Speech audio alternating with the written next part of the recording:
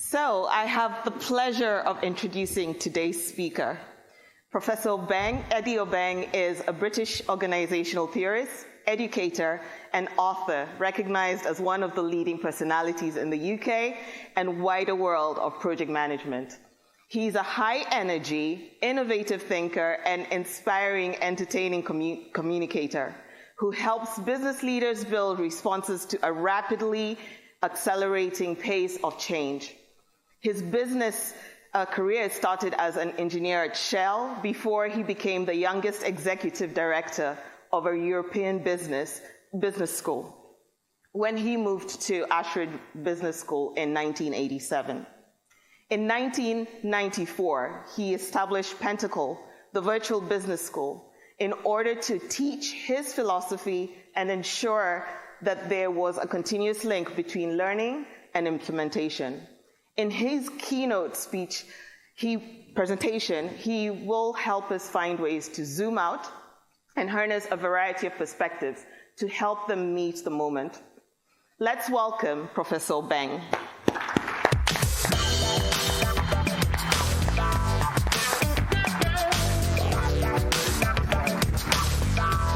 Hello, thank you for inviting me. I'm delighted to be here. Isn't it wonderful, Dubai? Are you okay to be interactive? Yeah, great, fantastic. So when I was asked to do this presentation about zooming in and zooming out and looking at CoreNet and looking at the real estate industry, I did what everybody in the modern age does. I did the first task which you've got to do anytime anyone asks you anything. I went to ChatGPT. You think I'm joking, don't you? And I said, ChatGPT, CoreNet, what should I do? East meets west, zooming out. Okay? And ChatGPT, you've heard about ChatGPT, artificial intelligence? Yes. Okay. So it's supposed to give you answers. Yes? Do you know what it said to me? It said, sorry, I can't help you, Eddie. You're not science fiction buffs, I can tell. Okay. So no, seriously, so the challenge has been, how do we zoom out, how do we look at the world differently? And I have a very, very strange perspective on that, which I'll share with you very quickly, which is, years ago when I was doing my qualifications, my MBA, the strategy professor showed us this video. I put it on LinkedIn. Did anyone here see it? See, LinkedIn doesn't. LinkedIn's the sponsor, isn't it? Are you sponsor or member? No. So, okay, so there's no sound on it, but this video, basically, every few seconds, it zooms out by a factor of 10. I'm not going to show you the whole video. You can go and look for it yourselves. But what you see is, initially you thought they were having a picnic. Now you realize they're on a little mat. Then you get the person, and each time it zooms out a factor of 10, you get a different perspective. You get the town, you get the city, and so on and so forth. You don't have to watch it. There's no sound on it. And also I fly. I'm a pilot. So I know people always have the expression, helicopter view. I actually fly helicopters. So I know what it means to have a different perspective, personally. And I know how terrifying it is to look at the world in a different way. So that's what I want to try and do with you. The session's called Meeting the Moment. I'm hoping... I'm going to have to turn that off. Everyone's just watching that screen. It's very interesting, but it's now off. Okay, there you go, black screen. There's nothing for you to look at. So what I'd like to do in the session with Meeting the Moment is to try and explore that zooming in, zooming out thing, but interactively. So I guess the most important thing is, since we're going to talk together, we need to know who else is in the room. So I assume you've introduced yourselves around the tables, but if you haven't, 20 seconds, just shake hands with the person either side and also behind you. Because you know you don't want to be interactive and there's some strange person behind you. So just 20 seconds, just go with it. See what you've got there.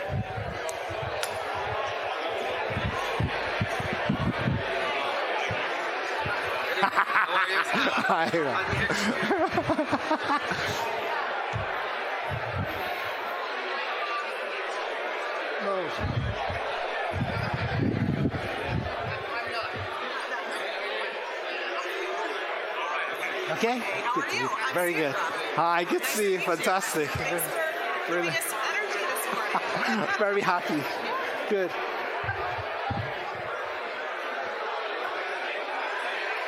Okay, that was 20 seconds. It's not a party. Come on. Let's bring it back.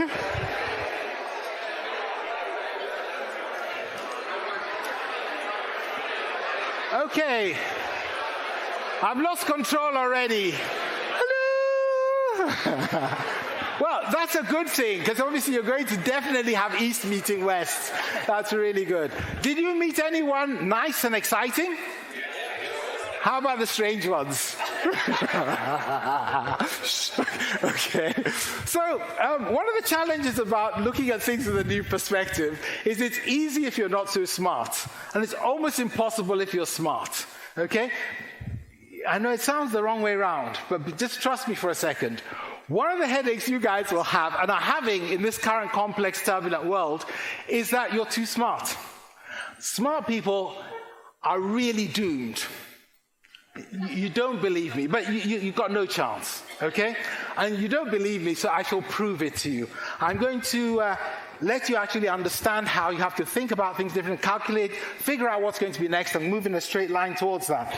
So let me just try something with you, just quickly. So I'm going to just test how smart you are, and I'm sure you'll pass. So let me just write some numbers down. Okay, that one. Okay, and then what I'm going to ask you to do is tell me the next, don't say out loud, the next two in that sequence. You got it? Everyone got that? Sort of good. Okay, let's try this one.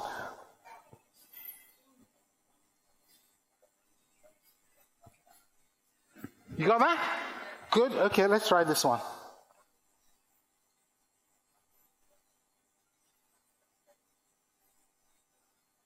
Okay, let's do it together, interactively. 1, 3, 5, 7. See this problem? You're smart. How about this one? 1, 4, 9, 16. Perfect. Perfect. 25, 36. Brilliant. Okay, let's try this one. A, E, F, H. A, E, F, H. No chance. I told you were doomed because you were smart. You didn't believe me. You're smart. I gave you the first one. You went, this is so easy. I'm a smart person. Okay? I gave you the second one. Oh, just some numbers. I can do this. Look at me. Okay? Then I gave you the third one, and now I've trained you. Just 2 data points. That's your problem. You're too smart. Most normal people, it would take about 10 data points before they start seeing patterns. You see the problem? You took 2. That's how smart you are. And therefore you were doomed. Because when I wrote these, I bet you started thinking, A, E, F, H. A is probably 1. E is 5. There's a gap of... You started doing calculations. Did you? Or you just went, that looks strange. I just give up. Did you do that? Correct. And I gave you a hint. I said you're going to have to figure it out for yourself, to calculate what you're going to do and move in a straight line towards the answer. I actually told you on the answers. These are capital letters with straight lines.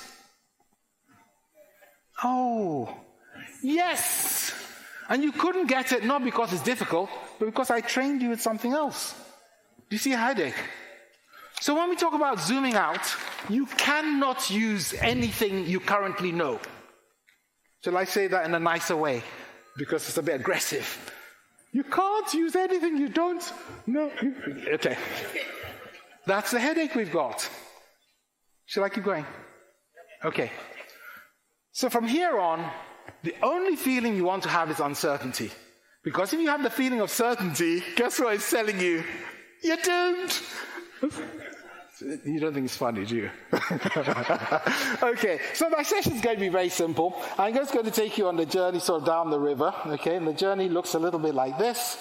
We're going to start with why. Why do things differently? We started that already. I'm trying to get you to start to explore different ways of doing things. Then we're going to move into a little bit of what's going on, what to change to, what is happening. I joked about AI, but really there's a lot of differences in terms of how people behave, how technology comes across. Have you noticed this stuff? Yes, exactly. And then we're going to move on to how. How do we make these changes? How do we do them for ourselves? If you're a service provider, how do you do it for your customers? If you're an end user, how do you do it and influence the people in your organization? Or what should we be doing? And then there's this thing here called a deep dive. deep dive. But that's not here. That's after the session. And then we're going to plunge into more of it. So if you're coming to my deep dive, then we can sort of do a little bit of a, I don't know, how do you draw it? Man diving. There you go, man diving. Okay. Okay, that's the plan. But I made my plan before I met you. So let's just check it matches your plan. So I want you to imagine that the next 36 minutes is brilliant. You learn stuff about how to think outside the box and feel comfortable with being uncomfortable. You learn how to go up and zoom and have some opportunities for using your real estate differently, bringing your CFO in to support you. If you're a service provider like Tango, you change your particular offering to include some soft stuff like passion, not just tools. The guys from Tango, I'm teasing you. Are you here? Put your hands up if you're here. Are they here? Yeah, there you go. So I was teasing them earlier. I'm so rude. Huh? I went to their stand. They were so polite to me. They said, come on, have a look at our lovely stand. They've got a brilliant stand out there. So I went up to it, and then I looked at it, and I switched my consultant's brain on and started giving them a hard time. Isn't that right? Okay, so I want you to imagine this 36 minutes is fabulous. You learn the thing which you want to learn the most. What would it be? What would make that 36 minutes the best 36 minutes of the entire conference? In fact, the best 36 minutes of any conference you've been to. In fact, the best 36 minutes of your whole life. It's very unlikely, but it's possible. You never know. There's some strange people out there. Okay? What would you like to learn? That's question one. Question two, I want you to imagine it's a disaster. Eddie is just blah, blah. I don't know what it is. He just talks nonsense. I don't know what it is. What is it I must not do? So your greatest hopes, your greatest fears. What you're going to do is discuss it around the table, but you only have a couple of minutes, maximum 100 seconds. You with me? So discuss. I will collect the first 3 hopes and the first 3 fears, and we'll use that to shape our agenda. No? Oh, you want me to have a pre-prepared presentation with lots of PowerPoints? But I just told you have to go into the uncertainty and feel, I've got to do it myself. Okay. Should we start the clock? 100 seconds starts now. Talk amongst yourselves what you want, what you don't want. I'll collect the first 3.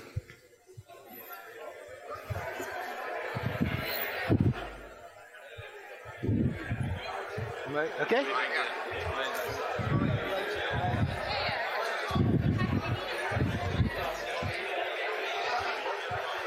Okay? All good? Yeah.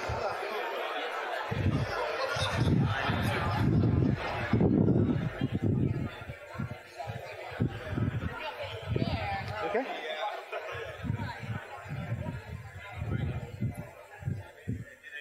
Okay?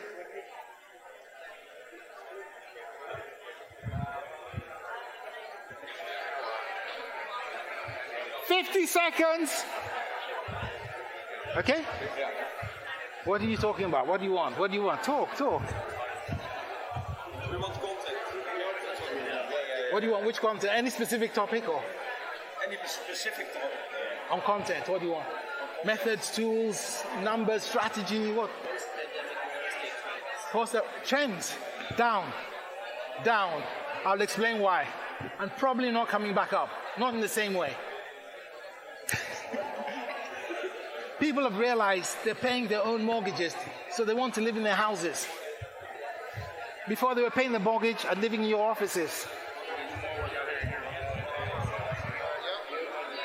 12 seconds left. Okay.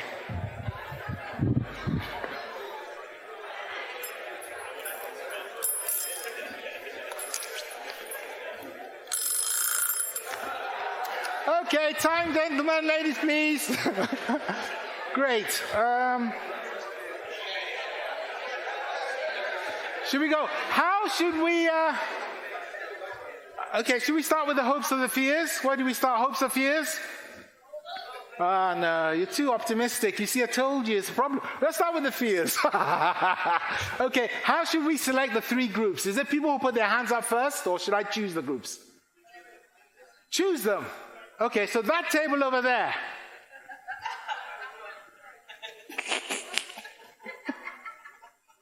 Go on, just tell me, what's your hope, what's your biggest fear?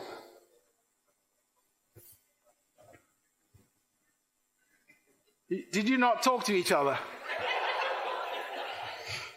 Okay, table with the person with the blue shirt. That's more precise. Any fears? Okay, forget them. Table in the middle here with the guy with the black jacket. Yeah, go for it. Man with this. Hey, applause for that man who put his hand up. Leadership! Yay! Brilliant.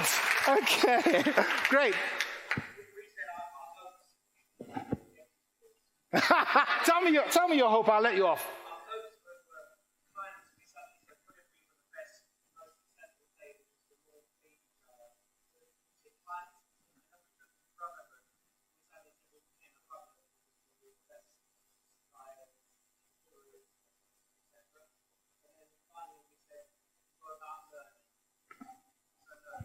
So how to do fast learning in your marketplace to be able to really work together and deliver something amazing. Something like that? Isn't he just about? Yeah, I like that guy so much. Applause again. Great. Okay, any more? Let's take a couple more. Let's take a couple more fears. One more. And go, Han. One. Greatest. Okay.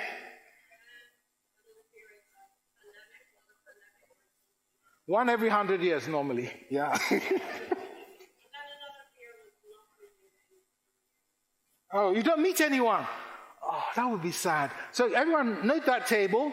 That's the sad table. When you have tea, go and say hello to them. Okay, any more hopes or any more fears? Let's go to hopes. Go for it. Man in the corner with his hand up. Business? Oh, global instability. Never. AI, yeah. Climate, okay. Okay, so your hopes are that you fix climate change as CoreNet. Fears.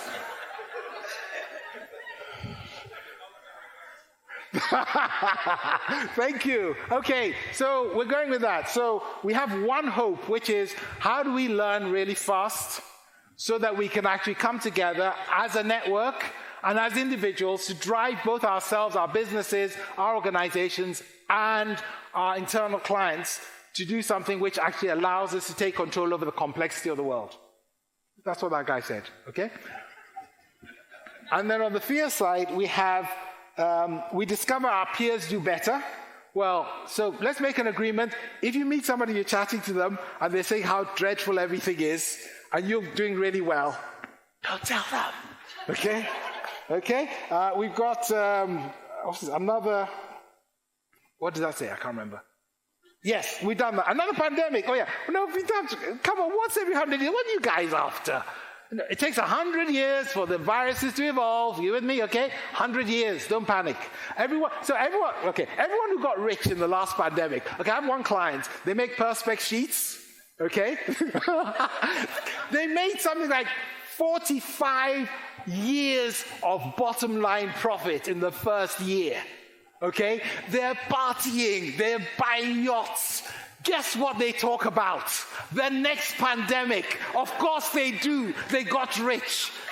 What are you expecting? Okay? So that's not going to happen. If it happens, then something weird's going on. And then we got not meeting anyone, but we fixed that one. Great. So let's make a start with this. I guess I want to put a different view, a different zoom on what's happened over the past few years, because I have a funny feeling it actually happened a long time ago. About 10 years ago, exactly this day, I was at something called Google Zeitgeist. Google decided to copy, you remember TED Talks? They were very popular. And Google decided to copy them and do their own. So they invited me to speak at Google Zeitgeist, okay? And at the time, they were building they built Google Plexes and all this stuff. And now my background, as you heard, is I'm an academic. I teach, but I run Pentacle, the virtual business school. There's a clue in the name. I use technology. And I've been doing it for a long time, okay? So I was already saying that the internet was probably powerful enough to have changed the balance. Because before, information had to be in physical form if it was high-quality information. In other words, ideas and thoughts in your head had to be carried around and then interchanged with other people. You with me?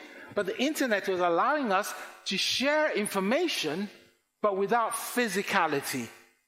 Do you understand what I mean? And that happened like 30 years ago, but nobody had really changed. So I had Google, one of the biggest tech companies, and the way they were thinking, what they asked me to talk about, was still what I call old world. So I wanted to tease them. So I told them this story. I said, I live in a town in the UK. The town is called Beaconsfield. It has some very strange people in it. They're called time travelers. Are you interested in finding out about them? And they went, yeah. Of course, they thought, who is this madman we've invited onto the stage? Okay, so I said, okay, well, the people, this is 2013, I have a hashtag 2013, okay? I said, the people in Beaconsfield, they live in normal houses, like we would have houses, okay? In the evenings, at the weekends, they can, in the 21st century, guess what they can do? They can FaceTime with their friends in Australia and around the world. They can download YouTube. They can do all sorts of technology things, okay? But every morning, what happens is the clock goes off at, say, I don't know, 7 o'clock or something, dring, dring, dring, dring, dring, etc. And they wake up and they get into this thing called a car and they travel on something called like a train. Let's make a train, high-speed train, okay? And then they go to a coffee shop, and then from the coffee shop they go to this thing called an office. This is Mega Corp, okay? Okay? And so here they were living in the 21st century. By the time they arrive at Megacorp, they're in the 20th century. Because Megacorp doesn't let them do any technology. Everything's locked down. You know, so stuff they could do, FaceTiming, you know, playing games, they can't do any of that. So you must imagine they've traveled to the 20th century not to do technology things. They've traveled there obviously to meet, to talk to each other, to laugh, to build a culture, to understand each other as people so there's passion, to work with their colleagues, but also their trusted suppliers, to think about, you imagine that's what they would be doing all the day, walking around. There won't be corridors, but it will be more like a very exciting art gallery where people can draw on the walls and it's warm, and then some places are for work. You'd imagine that. No. They sit in these open plan offices, and then occasionally there are these little rooms over here where only a few people can sit, okay? Now, what are they doing all day? They go there and they have technology. It's called a computer. And what do they do with the computer?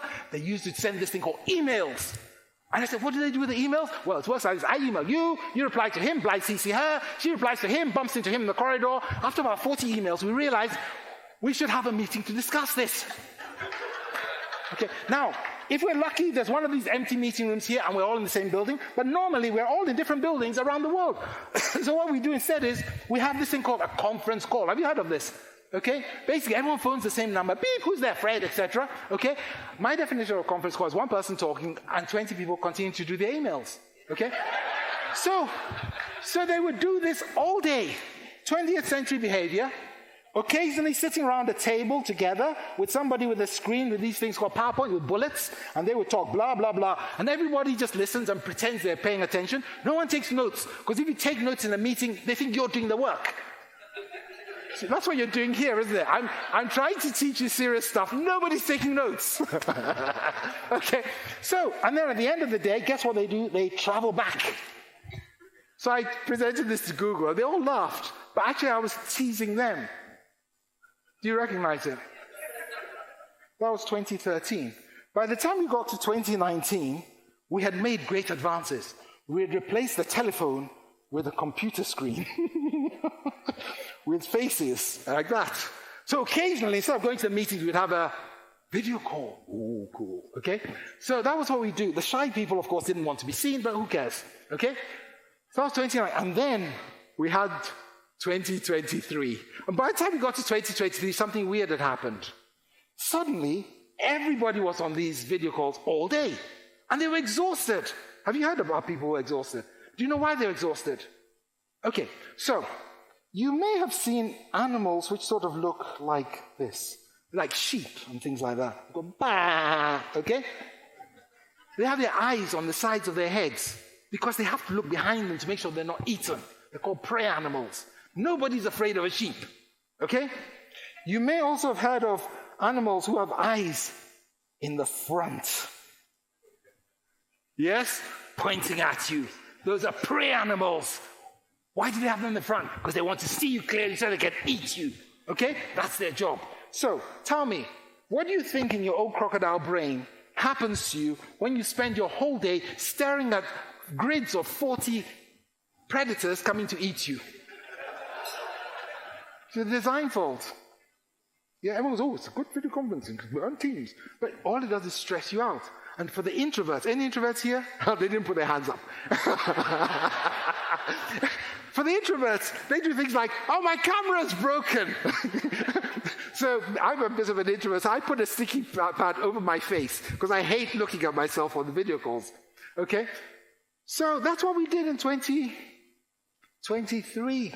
But we, unfortunately, have another problem. You see, these guys who would wake up at dawn, they would travel and spend their time in your space. They had houses. They paid full whack for the house. They paid for a 24-hour house with a mortgage. And guess what they did? They slept in it. They spent a lot of time discussing, where should we live, darling? I don't know, where should we live? Let's live near the forest. No, I want to be able to go out into the desert. No. They discussed that. They fight with each other. No, I want it to be, etc. They would buy a house and then they would never live in it. Isn't that weird? But what happened in 2019 and 2023 is they discovered they had houses. They discovered they were paying 100% mortgage, not 30% mortgage, and they decided they quite liked being at home. Have you noticed that? Do you think they're suddenly going to go, I no longer want my home, I want to come to your office instead? So when people talk about trends, okay, I'm always interested in trends, but I'm more interested in the underlying human psychology. The ones who want to go back to work are the ones who, when they're at home, they don't get on with the kids and the other half. Okay? So it's a joke. You all want to go to the office. Okay. No, but the human psychology is the important thing, not the data, not what people present, not what people project, but just think about the human beings. They have discovered that they can have a space for themselves.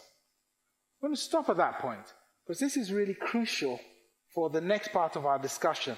Hopefully I've taken you out of thinking about real estate as something concrete, starting to look at it as part of a bigger world.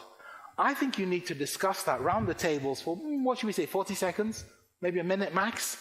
Yeah?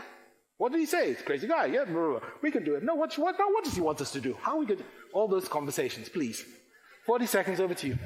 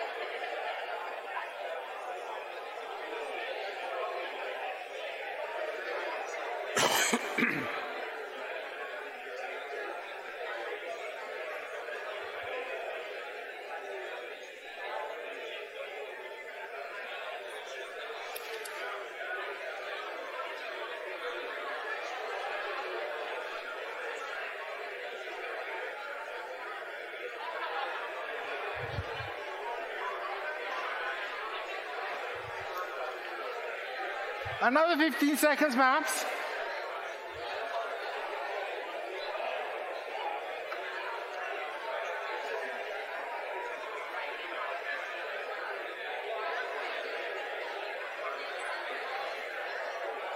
Okay, let's go. Are there any questions or comments or thoughts? Any comments, any questions, any thoughts? Hello? Hello? Hello? Is anyone there? Okay, so questions, comments, thoughts, please. Bang your hand up. There's a question or comment here. Please listen. Go. Are you becoming the humans in the Wall-E movie? No, they haven't watched the Wall-E movie. Just you and me. Apparently we've become the... Don't worry, watch it later. Okay, great. Thank you very much. Thanks. Any other questions or comments? Thoughts? Am I crazy? Am I on track? On track. Crazy and on track. Okay. So here's what we need to do next. I started with that calculation. I told you that certainty was a challenge. Now what I want to do is get you to start thinking about the world differently. Problem is you're too smart. So it's hard to think about the world differently. So we're going to learn how to get other people to help us to think about the world differently. And so for that, I have to teach you how to count to 3. Okay? It's very complex, this number stuff, okay? So we're going to do this in pairs. So it's important you're in a pair. So be in a pair. You and me, make sure you're in a pair. If not, look at the person in the next table. Everyone must be in a pair. You, me. Pairs, make sure you're in a pair. Don't not be in a pair. Everyone in a pair. Everyone's in a pair? Great, okay. So I need a good-looking assistant. Okay, is everyone in a pair? Great. Please, applause for my good-looking assistant. Come on. Okay, so you're going to do this in a second, okay? We're going to count to 3, but we're going to count to 3 collaboratively, as a brotherhood, as one, okay? So what will happen is I'll say 1, you'll say 2, then I'll say 3, then you'll say 1, 2, 3, and we'll go back and forth as fast as possible, okay? Can everyone imagine that? 1, 2, 3. Okay, great. So now you stand up and have a go. See how fast you can go. 1, 2, 1. No. There you go. Because you're in a pair, aren't you? We're in a pair, yes. Yeah, sir. No, No, you go. Okay, so we're just doing all this. I just wanted you to demonstrate your prop, yeah. Sorry. Stop! Rubbish! Come on. 1, 2, 3. 1, 2, 3. It's very easy. Look, I'll make it easier for you. Stop. 1 second. Shh. Silence, please. I'm going to make it easier for you, okay? Because I know you can't remember 3 numbers. So we'll replace the 1 with a click of the finger. So go click 2, 3, click 2. As fast as you can. Go.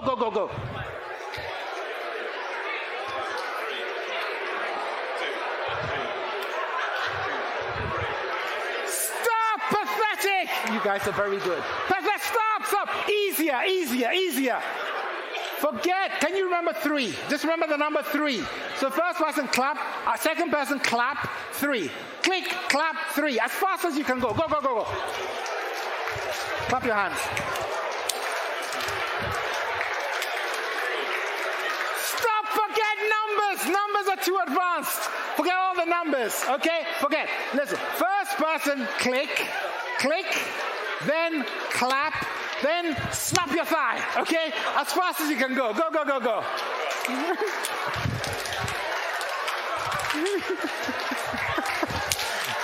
See you laughing, okay? And this one, okay, watch this. Stop!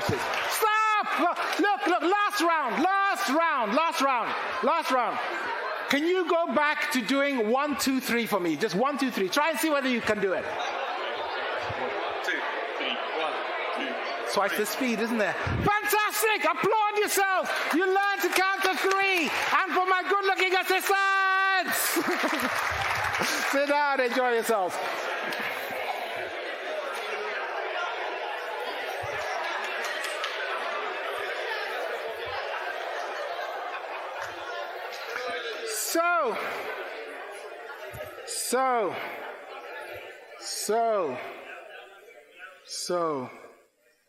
So why couldn't you count to 3 at the start? That was pathetic. Why couldn't you count to 3 at the start? Do you know why? I'm trying to tell you. When I said count to 3, you did the smart people thing. You did, I can do that. I know how to count to 3. Look at me. I've counted to 3 all my life. Eddie's an idiot. And so I said count to 3, but I asked you to do it as a team. And so you stood together. Some of you sat because you're a bit shyer, but it's okay. I like introverts, my favorite people. Okay? So you went, okay, we're in a pair. And he says, count to 3. And they go, well, no, you go first. No, you go first. Why? Why were you doing that? Because you were still thinking it was about you. Okay? And then one of you, maybe it was you, you went, 1, with a wonderful voice. Okay? And the other person didn't respond immediately. Why? Because they wanted to go first, and they're a bit pissed off. Okay? And they're not listening to you. So they go, oh, 2, okay? But you're so busy still celebrating what a wonderful 1 you did, you didn't hear them. Am I right? And so you can barely count to 3 together. And then I made you let go of something. What did I make you let go of? Yourself, your image, the big I am, the me. There's a story, I'm from Africa, so we have lots of weird stories. One of the stories, if you want to catch a monkey, what you do is you get like a bowl, a big, like a pumpkin, okay, big thing, and you put peanuts inside it, hollow, and you make a little hole. The hole is big enough for the monkey to put their hands in to grab the peanuts, but if they get a fist of peanuts, they can't pull it out. Okay, so what do monkeys usually do? They put their hands in the bowl, then you come and try to catch them. They try and run away. They're carrying this huge pumpkin, and they can't climb up a tree because their hand is holding the peanuts. They don't want to let go. That's the other problem with smart people. You hate letting go of all the things you've learnt. So, how did I make you let go? Slowly. I said, replace the 1 with a click. You went, okay, click. Then replace the 2 with a clap. Then I said, and jump and slap your thigh. Did you hear the laughter? What happened when you started to laugh and relax? You forgot about yourself. You let go of the peanuts. You went adventure. Yes? And then after that, we went to 1, 2, 3, and it was really easy. That is the essence of what you have to do. Because each of you has got either in users here or people in the organization, and they are after something different from real estate. But you may not know that. And the reason you may not know that is because you're professionals. So what magazines do you read? You read magazines for professionals. Written by who? Professionals. So it's hard to break out and see a different perspective. But now that 1, 2, 3 is telling you, you need to go and listen. You need to pay attention to what other people are doing. Some organizations, for example, we heard earlier, are really into things like, I don't know, climate or sustainability. It's possible. I'm on a board of a company. Yeah, you can't work it out because I'm on board with many companies. One of the companies I'm on board on, they're so into their ESG stuff, okay, that the business is tanking, the performance is falling, but they're still just looking at the ESG metrics. That's how high they are on ESG, okay? So if that's your company, then what you want to do is find out how can we reorient what we do with our real estate to support their goals. You with me? Because that would be what they're after. Admittedly, short-term career, people looking for a job soon, but that might be what they're after. If you're a service provider, I'll give you this example from me. As I said, I do technology things. This is me on one of my platforms. So this is my old office. Okay, it's a real office. It's 500 years old. Ooh, lovely. Okay, and this is the teaching room for the executives we have.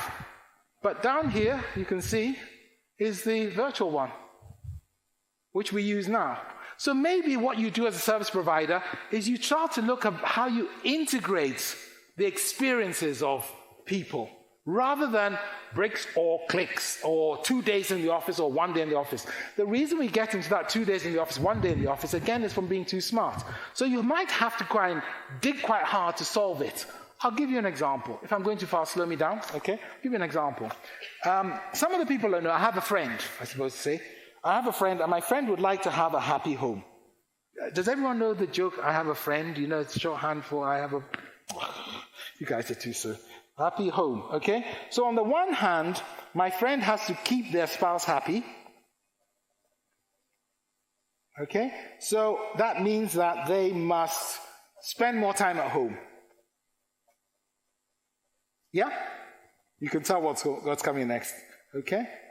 On the other hand, my friend has to make more money. So what that means is my friend should spend more time at work. So what my friend has been doing is been taking work home, taking their spouse to the office. Okay, this is what we call a classic dilemma. It's a thinking mistake. Why is this a thinking mistake? Should we have 2 days in the office or 3 days in the office? Why is that a thinking mistake? Why is it the same sort of mistake as this? That's a thinking mistake. Can you see that? Because he's making assumptions. Who says the only way to keep your spouse happy is to spend more time at home? No, maybe it's what you do. Maybe you have to be happier, or when you come up, you should bring either flowers or the favorite beer or whatever it is. Are you with me? It's what you do. This is not connected. Okay? Who says that keeping your spouse happy? Yeah, that one's probably true. Who says the best way to make more money is to spend more time at work? No, brown nosing works much better, okay? And who says the only way to have a happy home is to make more money? No, maybe you just need more friends. This is a complete fiction. There's an entire industry called the work-life balance industry, which is based on this fiction. It's a thinking mistake. People are making the same thinking mistake about how people should work in the future. It's not 2 days, 3 days home or whatever. It's how do you integrate the two. So again, think about not just the needs of the company in terms of whether it's ESG or the needs of the people who probably want to enjoy their mortgages. How do you bring them together? When they're in the office, what should they be like? Should it just be open plan with should it be like an art gallery? Should it be like a music concert? How should it be so the company can go back to what it set out to do? I'm going to stop there because the last bit I'm going to do is talk a little bit about purpose and how you start to make this happen. And then the rest will be my deep dive. Have I done a good job in trying to help you understand how to look at the world differently and let go of stuff? Okay, here's your standard 40 seconds, and then we'll look at how you go back to purpose. Please, around the tables, conversation.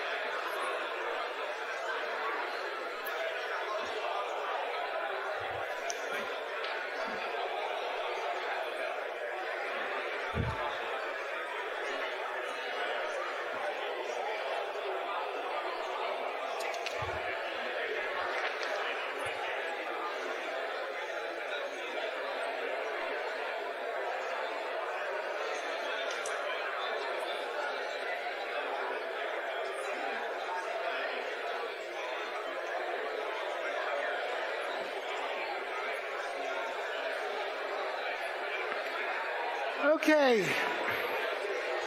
Any questions or comments? Any ahas? Hello? Hello? Any questions, any comments, any ahas? Hello? I know you want to discuss this. Great. Any questions? There's one there? No? Okay. So if you were to ask me how to reinvent, I always start with the people who are going to receive what you're doing, okay? So if I were you, I'd make a list of all the potential stakeholders, clients, customers, okay? I'd make a list of them. But I start with what I call the most obnoxious ones. What do I mean by the most obnoxious ones? You know, the ones you don't want to call, or the executive who just gives you a hard time and you don't want to visit them. Why are those important? Because they can often see something you can provide to them which you're not doing. Yeah? And that makes them obnoxious. Why? Because we all you love your job. You love your job? What does that mean? It means you're doing all the things you enjoy doing. It doesn't mean you're doing anything which is of any use to anyone else. You got it, okay? So the obnoxious customers, make a list, find the ones who are saying, why can't we, we've got this, why can't we just? The ones who say that have no clue. That's the starting point. Because they give you, wrong page. Obnox, okay? They give you the purpose. What should you be pointing at? That's your starting point. If you can find the purpose, then you can rethink your strategy you bring to bear for your part of the real estate world to that. Because generally, people who are obnoxious are literally telling you what's going to be required next. They've seen it, you haven't done it yet, that's why they complain. I mean, there are some obnoxious people who are just obnoxious, but the ones who ask you to do stuff which you can't do yet, or it seems impractical, they're really helpful. Once you have the purpose, of course, then it's very, very straightforward. We have to figure out value. Because the headache, of course, for your world is some stuff you've got like 40 years, 100-year leases. Some stuff you're tied in with developers for 60 years. Some stuff you can move away. Some stuff you can change in the building. Some stuff is expensive to do. So you've got to do the value. I use a very simple formula. Formula is this. I've got an idea. We're not there yet. If we could do it, what would it bring us? If we fail to do it, how much does it cost us? Okay? And then why have we not done it yet? If we can figure out what we'll get from doing it, subtract what we'll lose if we don't, and have a look at the costs of doing it, you get a very rough idea whether it's going to be valuable. And then you can work it into a business case, and then you can work into transformation. And for transformation, all you need to do is go back to the obnoxious people and ask them questions and listen to them, and they buy in. I'll do more of this in the deep dive, and I help you show you how to get turkeys to vote for an early Christmas. So guys, I'm going to stop there. If I've done a great job, you're starting to realize you have to connect with people, especially at that table who were worried about not meeting anyone. If I've done a great job, you're looking at the world differently. You're thinking about who your obnoxious customers are. You're starting to look at the other person rather than 1, 2, 3 and just concentrate on the big I am. If I've done a good job, you've understood how to read the trends in all the magazines from a human perspective, not just from a professionalist perspective. And if I've done a good job, you're going to have a fantastic conference for the rest of the session. Okay? I have a last joke, but I haven't got enough time, so too bad. Do it. I'll be in trouble. Okay, my last joke is also a monkey joke. This is a joke I wrote for my boss when I was a researcher. It's just to encourage people to do different things, especially when they're new and they're scared. So there's an experiment which was done where they got 5 monkeys, put them in a cage, humane cage, put a ladder and hung some bananas from the top, okay? So of course, monkeys like bananas, so what do? They start climbing to get to the bananas, at which point you take a hose with very cold water, you hose the lead monkey, and then hose all the others. So of course they scamper off really cold and sit in the corner, ooh, they're cold. After a while they warm up, they start to go again. As they start to climb again, same thing, hose the lead monkey, hose all the others, even the ones who haven't moved, okay? So they're cold, then they start to warm up. At that point, when one of them starts to go for the bananas, do you know what the others do? They jump on him and beat him up. Why? Because they don't want to get wet. So you take one of the original monkeys out, bring in a brand new monkey. Brand new monkey walks in, sees the original monkey sitting there, sees the banana, starts to go for it. They all jump on him and beat him up. So now he's sitting in the corner beaten up. No idea why he's been beaten up. Okay? Take out another one of the original monkeys. Bring in another brand new monkey. Brand new monkey. Stupid monkeys. Banana. I'm going for it. They all jump on him and beat him up, including the other new monkey, who joins in enthusiastically, even though he has no clue why.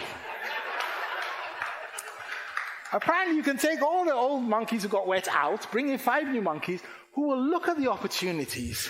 They'll see the bananas. They'll see that real estate needs to be rethought not as a state, but as a facility, a facilitation method for enabling corporate purpose, as a way of integrating skills to allow that purpose to be really developed and determined and delivered. Passion, okay? They will see that.